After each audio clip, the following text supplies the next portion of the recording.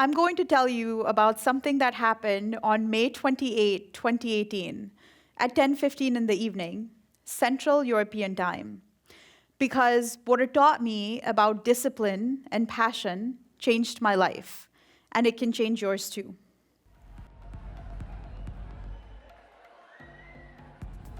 At that moment, I was upside down on a pole in a nightclub. Now, if you'd asked me right then whether I wanted to start answering profound questions about my life, I would have politely declined. I was busy. But for some reason, the questions kept bubbling up or down. What are you doing on this pole?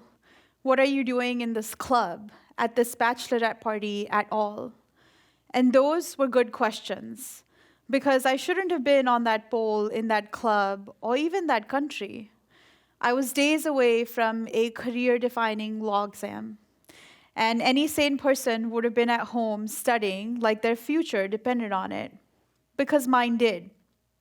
And on top of that, I was in the middle of a devastating divorce, bringing to an end the only significant relationship I'd ever had. But I had convinced myself that being at that bachelorette party really was more important.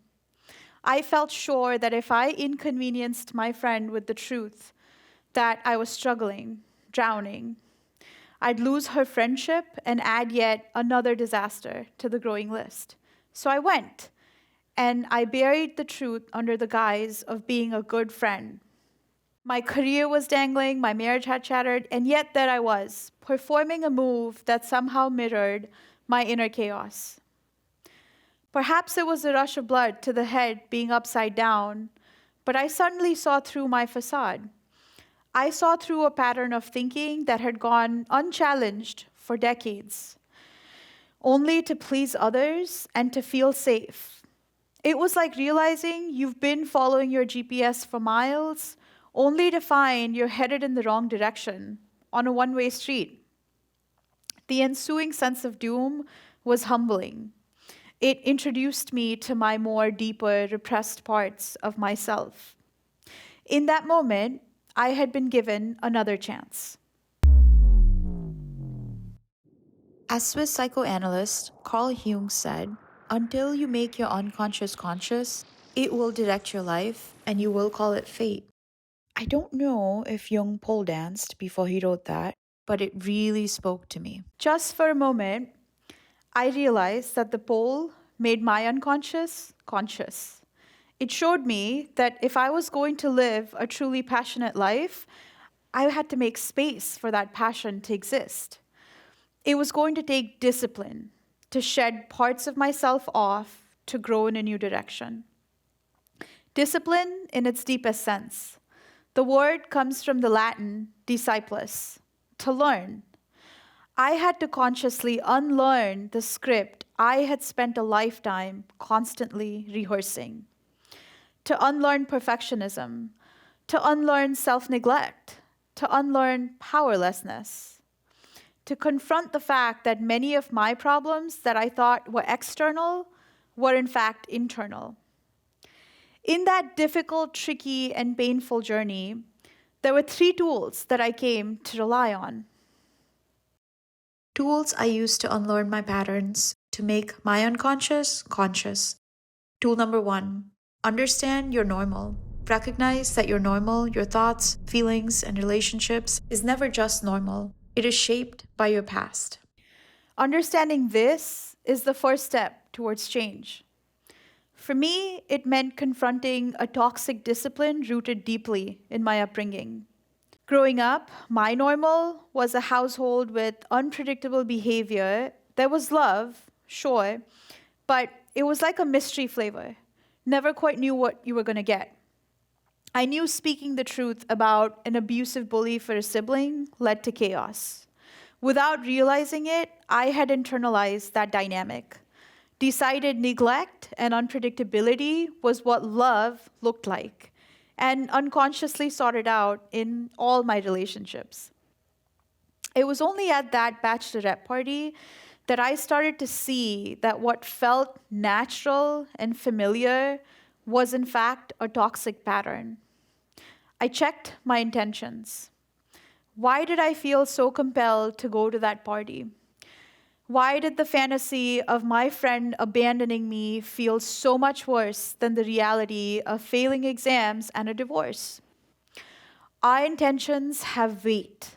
They powerfully guide our choices and actions, especially the unconscious ones.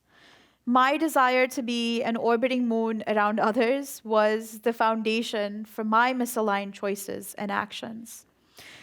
It took courage to confront my negative traits and the underlying motivations behind them, to shift the inner dialogue to what I wanted to see in my new normal. This disciplined shift in perspective gives you what you never had before: the power to hold yourself accountable for your intentions and related behaviors.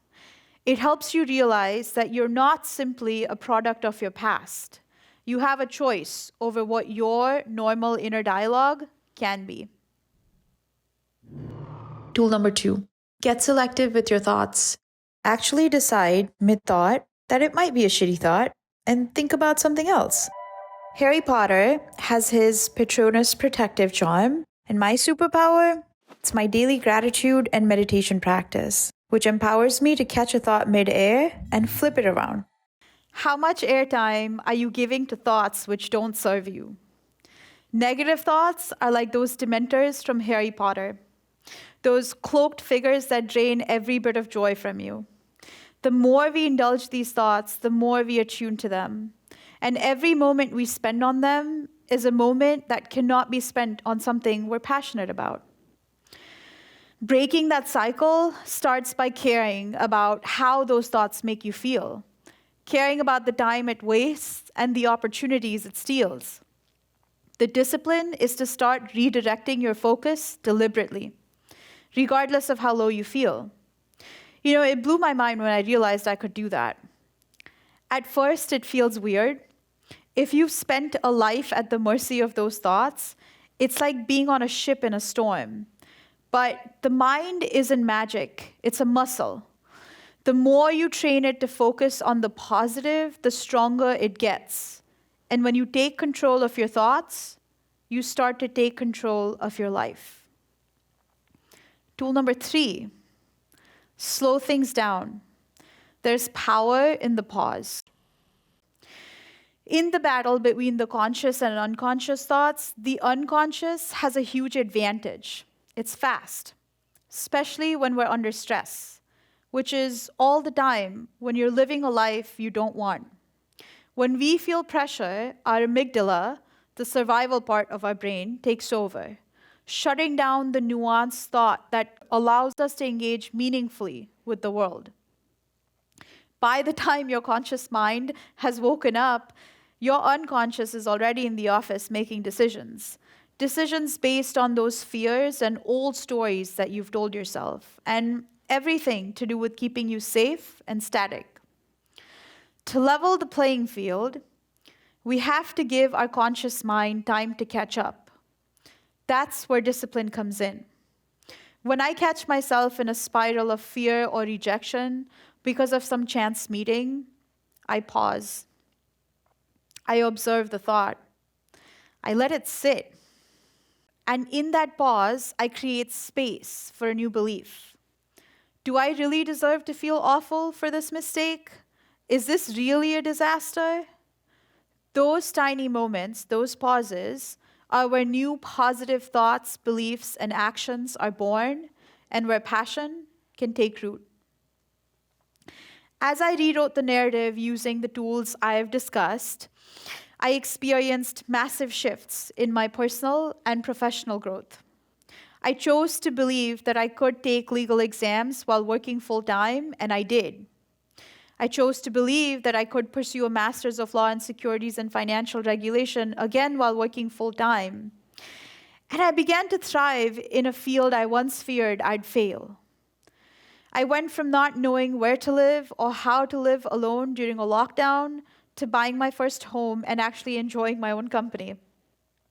I created space to welcome communities that shared my interests and hobbies. Today, I have a life full of soul-nourishing relationships, those supportive, meaningful, heart-centered connections I'd always dreamt of, and a career that reflects my passion. I didn't change my life, my normal, my thoughts, feelings, and relationships by accident. It was deliberate. It took small, consistent steps, each one guided by the tools I've shared.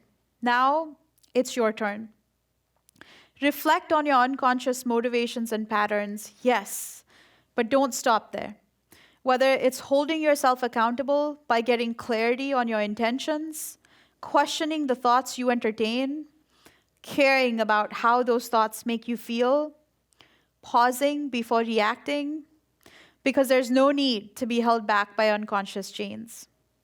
No matter how old you are, the way you feel today isn't a life sentence, and waiting for change isn't enough. Hold your unconscious thoughts and feelings up to the light.